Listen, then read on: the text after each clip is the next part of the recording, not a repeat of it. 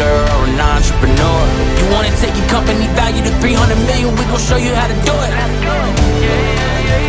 Well, we got the roadmap, the aspirations. We'll give you a game plan and strategies. Seize control of your company's destiny today by tuning in to Private Capital Mastery. Let's start the show.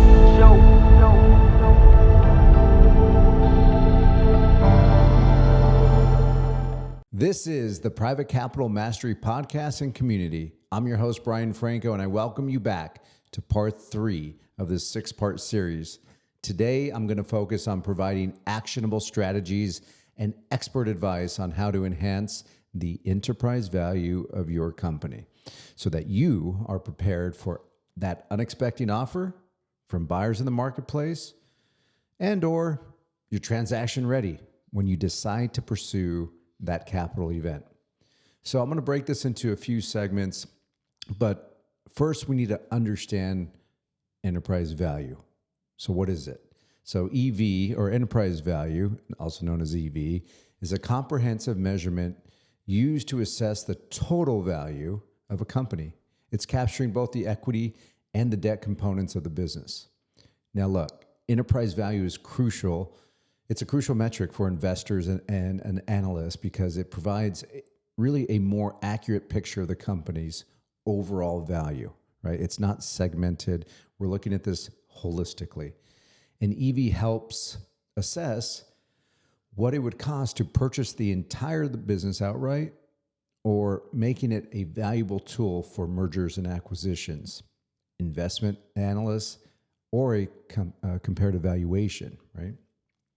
So to enhance the enterprise value, because that's what we want to focus on today's episode, is enhancing. Look, overall, obvious advice is we must continuously strive for excellence in all aspects of the operations. And this includes both financial and non-financial performance. So some of the key strategies that we consider when we're advising a client is as follows, right? So we have, you think about your revenue streams. Do you have all of your revenue streams or most of your revenue streams coming from one product or one service or one customer? If you do, the perception of risk is higher. And that's doing the opposite of enhancing your enterprise value, because with that risk, investors typically devalue the enterprise of valuation of your company. So look at your revenue, think about that, and how can you diversify those revenue streams? How can you work in a way where you're bringing on more products or services? And let's not forget about recurring revenue. We're going to talk more about recurring revenue. Not all companies have the ability to add this line item to their revenue stream, but it's extremely important, as I talked about in other episodes. And then operational efficiencies. So we're going to need to look at how are you going to reduce costs? You have the top line of the P&L, which is your revenue. You have the bottom of the P&L, which is the net income. I'm talking about everything in between. So what do your COGS look like? What do your operational efficiencies look like? Could you be using vendors and suppliers that you can collaborate with in a way where you're cutting those costs and reducing any sort of risk to your business? Because those efficiencies are ultimately going to do what? They're going to increase and improve your bottom line. And when you improve your bottom line, you're going to, and you will, improve your enterprise value. And then let's talk about your customer relationships. Is it transactional? Is it a one-time thing that you're transacting on a product or service, depending on what industry you are in? But, we really need to highlight what is that role that you have from a customer satisfaction standpoint, a loyalty standpoint. And because, the obvious is if there is no loyalty, right, and your customers aren't happy, they're less likely to return and do business with you. There again, whether this is a product or a service. So this really requires you to think about solutions on how can you create a less transactional relationship with your customers and more of a relationship. So spend time, think about that, because ultimately that is going to be the glue or the goodwill, the secret sauce, some of you say, of keeping your customer base there. And then, look, we are in a world, we're in the future. We're here. We made it, right? So leverage technology. Don't ignore it. There's all sorts of conversation around AI and how scary it is. And I don't disagree, but, today, AI, the way it can be utilized to equip a human being, not necessarily replace us, you need to leverage that, right? And I mean, look at what, Zoom meetings have done for us in terms of efficiency. Look at what email and text messages. I mean, all of these different types of technologies has equipped us as human beings to do more things efficiently in a day than we otherwise could, right? So think about how you could leverage technology to streamline your process, right? And to enhance your product or service offerings. And there again, going back to customer experience, how can you utilize technology to enhance that experience? And look, debt, some of you will call it a 4-letter word, right? Debt is not a bad thing. So as long as that you're managing the impact that the debt would have on your company. You obviously want to be able to pay this debt back. You don't want to get in a situation where, you're bringing on, money factoring. In some cases, businesses do, but they really struggle to get out of that relationship with someone that's providing debt in the form of factoring. So use debt, but use it wisely and use it so that you have a way into that debt. You have a strategy with how you're going to utilize those funds and how you're going to pay that debt back.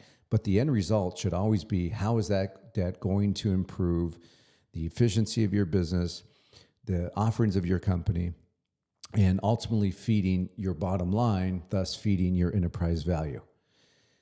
And all of this is obvious when you start to look at the balance sheet and you look at what assets and what liabilities you have. But I want to go into your brand. Do you have a strong brand? Are you building a strong brand? So how can you command the premium pricing that you're asking for or not asking for? What's your competitive edge? How are you contributing to those customers so that they do return, as we talked about just a moment ago? All of this from a brand perspective is going to increase your enterprise value because it's increasing the likelihood of those revenues occurring again in the future. Now, it's at different frequencies depending on what industries you're in, but it certainly impacts your bottom line, thus your enterprise value. And we could work hard, we could go out there and we could do this, but if we can't sustain it, we're really a one-trick pony, right? Or a one-hit wonder, as someone would say, right? You have to be able to sustain this, continue to develop these relationships that you're creating. Because if you create a system, as an example, you're creating a business that's transferable. Why?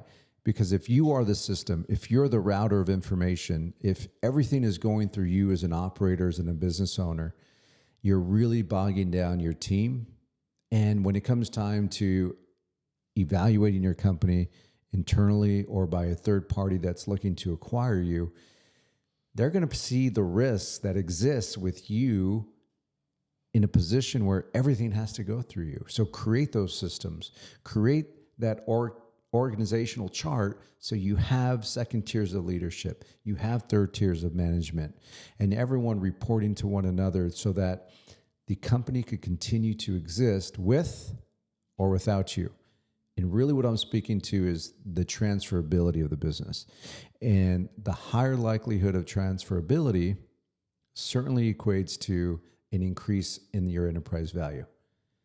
So there was a good interview that I did, I think it was episode 4 or 5, with Russ Perry from Design Pickle.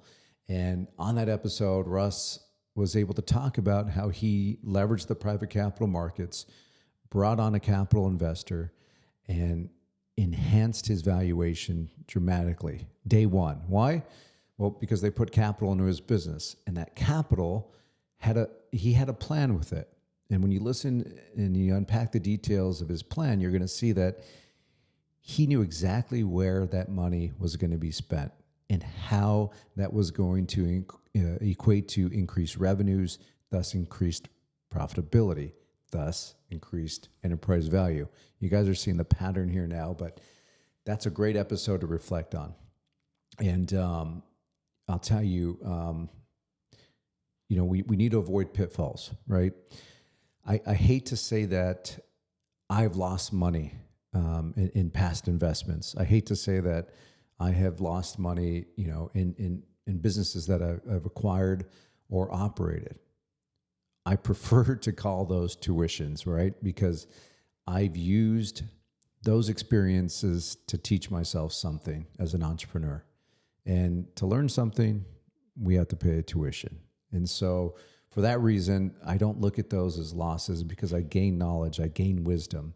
So you need to avoid pitfalls. And if you don't have that confidence in yourself, surround yourself by good advisors, because those advisors will, they've been there, they've done that. They're going to know which pitfalls to avoid and how, right? So you think about these could be short-term tactics, but they supply and provide long-term value. And so lean on them, reach out to them, surround yourself by good people, join a CEO group, a roundtable. These are the types of entrepreneurs that are there because they want to learn, and you can learn so much from others, and so many of them can learn from you as well. So what's the next steps, right? Well, when we look at the current enterprise value of your company, you have to understand what it is, right? We have KPIs in our business that we're using to measure performance, or lack thereof. You need to look at your business the same way as far as enterprise value. So make that measurement. Seek out a valuation. It's self-serving, I know, but our firm, we provide valuations and assessments that help business owners and entrepreneurs understand what the value of their company is today.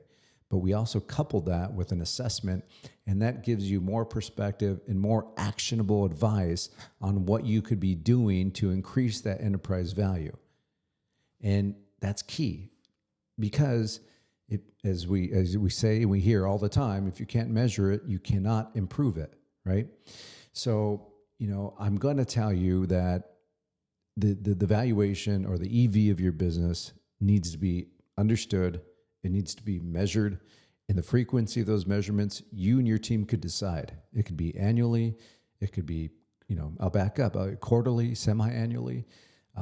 But my suggestion is never to go beyond annual valuations of your company to understand how you're performing, because it keeps you accountable to the decisions that you're making every single day, including your team. So I encourage you to create a tailored action plan.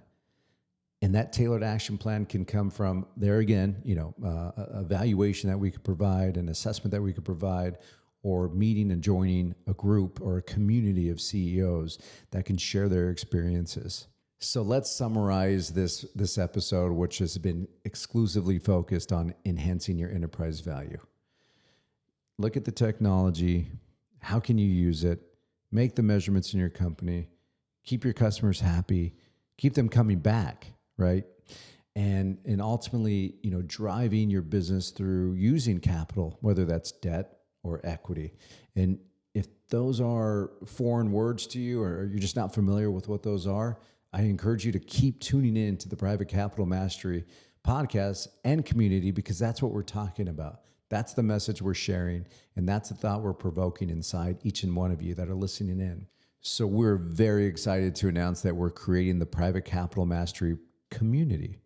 And in this community, we're inviting founders, entrepreneurs, and CEOs to join so we can share our experiences, share our stories, and how do we overcome some of the pitfalls that we may have fallen into along the way, right? All of this is allowing us and empowering us to take those steps to reach that financial freedom that you have all defined in your own lives. So join us by DMing us, emailing us, or finding us at meritage-partners.com, and we'll include you in those future events, which I would love them to advance and evolve into in-person events, and have a lot of the guests that we've had on the Private Capital Mastery podcast there and present so that you can talk to them and really choose your own adventure in the sense of, if you need financial advice or financial house cleaning, if you need help with your product or service or branding, this is the vision and this is where we're going. So I hope you could join us in this community. And I really hope you're enjoying this 6-part series of this podcast. So join us next week. We're going to continue to talk about enhancing your enterprise value, and we're going to talk about the next stages of the process that we take. So until then, I hope you enjoyed this time together. I'm your host, Brian Franco, and thank you for being part of the Private Capital Mastery podcast and community. I'll see you next week.